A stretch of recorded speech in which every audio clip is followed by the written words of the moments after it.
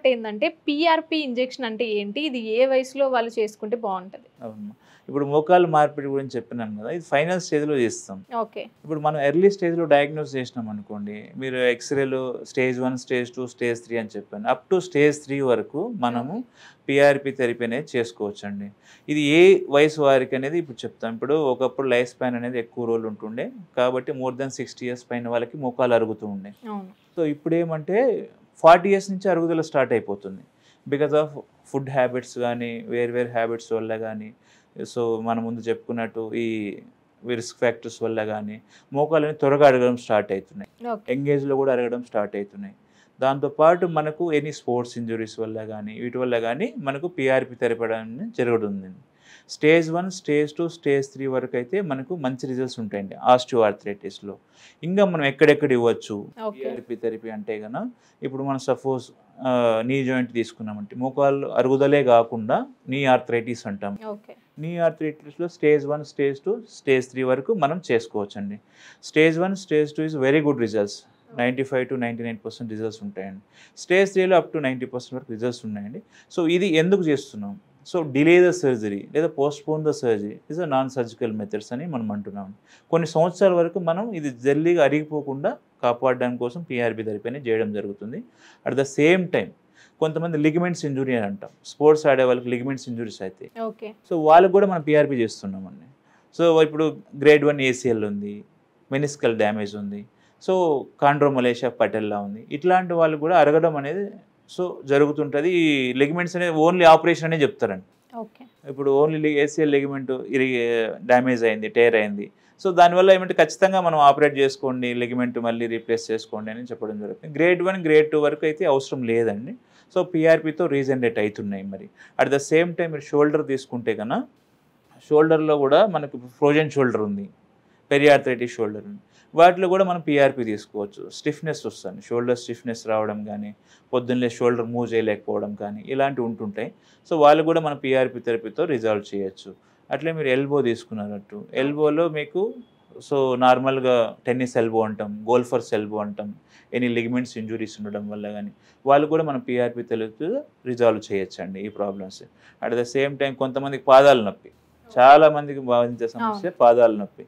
So దాన్ని planter fasciitis అంటాం, అకిలీస్ tendinitis కానీ, సో ఇట్లాంటి వాటికి కూడా మనం పీఆర్‌పీ ద్వారా రిజాల్వ్ చేయొచ్చండి. ఇంకా మనకు నాన్ సర్జికల్లో బ్యాక్ పెయిన్ ద్వారా బ్యాక్ పెయిన్ కూడా మనం తగ్గించవచ్చండి. ఇది పీఆర్‌పీ కాకుండా వేరే అదర్ మెథడ్స్ ఉంటాయి. ఎపిడ్యూరల్ ఇంజెక్షన్స్ కానీ, లేదా డోట్ బ్లాక్స్ కానీ, గేట్ బ్లాక్స్ కానీ, సో సమ్ అదర్ రీజన్స్ వల్ల మనం దాన్ని రిజాల్వ్ అయితే చేస్తున్నామండి. ఇది ఓకే. సార్ వీళ్ళకి ఏమైనా ఫుడ్ హ్యాబిట్స్ ఏమైనా చేంజ్ ఉంటాయా? ఏదైనా పర్లేదా? ఫుడ్ హ్యాబిట్స్ కొద్దిగా చేంజ్ చేసుకోవాల్సి ఉంటుందండి. ఓకే. ఎందుకంటే యూజువల్గా ఇప్పుడు కోవిడ్ తర్వాత అందరికీ ప్రోటీన్ ఫుడ్ తినడం అలవాటే. అవును. సో ఈ ప్రోటీన్ ఒకసారి డైజెస్ట్ అయిన తర్వాత యూరిక్ యాసిడ్ ప్రాబ్లమ్స్ అనేవి ఎక్కువవుతున్నాయి. దానివల్ల కూడా జాయింట్ పెయిన్స్ ఎక్కువవుతున్నాయి మీకు ముందు చెప్పినట్టు. సో ప్రోటీన్ ఫుడ్ కొద్దిగా తగ్గించుకోవాల్సి ఉంటుంది. ఈ గడ్డలు ఉంటాయి, ఆలుగడ్డలు, చామగడ్డలు, కందగడ్డలు, ఇవన్నీ గడ్డల కూరలు ఉంటాయి. దీంట్లో ప్రోటీన్ ఎక్కువ ఉంటుందండి. సో అవి కూడా తగ్గించుకోవాల్సి ఉంటుంది. కొంతమంది చికెన్ మటన్ ఎక్కువ, హైదరాబాద్లో మీకు తెలియదేం కాదు, chicken mutton non veg easily available ఉంటుంది, ప్రతి గల్లీలోనూ అవైలబిలిటీ ఉంటుంది. కాబట్టి ఎక్కువ మంది నాన్ వెజ్ ప్రిఫర్ చేస్తున్నారు. దాంట్లో ప్రోటీన్ వల్ల సో వీళ్ళకి జాయింట్ పెయిన్స్ అనేవి ఎక్కువవుతున్నాయి. సో ఇవి కొంచెం తగ్గించుకొని, సో మిల్క్ ఎక్కువ తీసుకోవడం, మిల్క్లో కాల్షియం ఎక్కువ ఉంటుంది కదా, మిల్క్ ఎక్కువ తీసుకోవడం, మార్నింగ్ ఎండకు నడవడం, డైలీ ఎక్సర్సైజ్ చేయడం, ఇలాంటివి చేసుకోవడం వల్ల బోన్ స్ట్రెంత్ని బాగా ఇంప్రూవ్ చేసుకోవచ్చు అండి. సో మనకు ఆర్థరైటిస్ రావడం కానీ ఇవన్నీ కూడా తగ్గుతుంటాయి. రెగ్యులర్గా ఎక్సర్సైజ్ అనేది చాలా ఇంపార్టెంట్ అండి.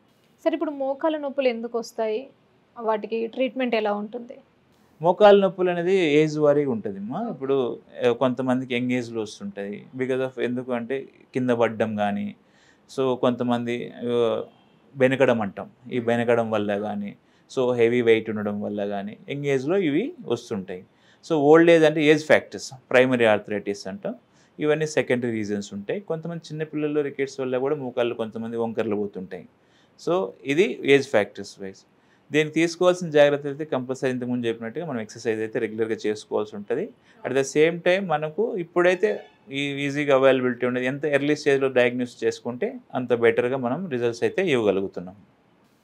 సార్ ఇప్పుడు మోకాళ్ళ మార్పిడి ఏ స్టేజ్లో చేస్తే బాగుంటుంది? స్టేజ్ 4 ఈజ్ బెస్ట్ ఆప్షన్ అండి. ఓకే. అదే చెప్పాను కదండి మీకు ముందు, జస్ట్ మనం 10 అడుగులు కూడా నడవలేకపోతున్నాం. ఓకే. సో 10 మెట్లు కూడా మనం ఎక్కలేకపోతున్నాం. నా డైలీ యాక్టివిటీస్ నేను చేయలేకపోతున్నాను. అలాంటి స్టేజ్లో చేసుకోవడం బెస్ట్ ఉంటుంది. ఇక్కడ కూడా ఏజ్ ఫ్యాక్టర్ ఉంటుందండి. సో రిస్క్ ఫ్యాక్టర్స్ కూడా ఉంటాయి. కొంతమంది డయాబెటీస్ ఎక్కువ ఉంది, షుగర్ ఎక్కువ అయిపోవడం వల్ల నేను చేసుకోలేకపోతున్నా సార్. సో హార్ట్ ప్రాబ్లమ్స్ ఉంటున్నాయి. వీటికి కూడా మనకు సపరేట్ మెథడ్స్ అనేవి ఉంటాయండి. సో దానికి కూడా ఒక పర్టికులర్ ఏజ్ లిమిట్ అనేది ఉంటుంది. ఇప్పుడు యూజువల్గా వాలంటరీగా స్టేజ్ 3లో ఉన్న వాళ్ళు కూడా 60 ఇయర్స్లో చేసుకున్న వాళ్ళు ఉన్నారండి నా దగ్గర. ఎందుకంటే వాళ్ళు డిపెండ్ కాలేకపోతున్నారు వాళ్ళ పిల్లల పైన. ఇప్పుడు ఏదైనా మోకాళ్ళు అరిగిపోయినాయి, బెడ్కే పరిమితం కావాల్సి వస్తుంది సర్టన్ ఏజ్ తర్వాత. అట్లాంటప్పుడు వాళ్ళు ఏమని అనుకుంటున్నారంటే మనం బెడ్కి పరిమితం, మన పిల్లలకు మనం భారం కాకూడదు. సో అలాంటి సిచ్యువేషన్లో కూడా కొంతమంది వచ్చి చేసుకోవడం జరిగింది. సో అట్లా కూడా ఉంటుందండి. ఇప్పుడు 60 ఇయర్స్ 70 ఇయర్స్ వరకు అయితే మనకు ఈజీగా చేసుకోవచ్చు అండి. దానిపైన అయితే కాంప్లికేషన్స్ అనేవి ఉంటాయి మనకు, హార్ట్ ప్రాబ్లమ్స్ వల్ల గాను, వేరే ప్రాబ్లమ్, ఈ బీపీ పెరిగిపోవడం వల్ల గాను, నెక్స్ట్ షుగర్ ఎక్కువ కంట్రోల్ లేకపోవడం వల్ల గాను. సో వీటి వల్ల మనం 70 ఇయర్స్ పైన అయితే కొంచెం డిఫికల్టీ అని చెప్తాం. ఎందుకంటే సో రిస్క్ ఫ్యాక్టర్స్ తీసుకొని మనం చేయాల్సి ఉంటుంది.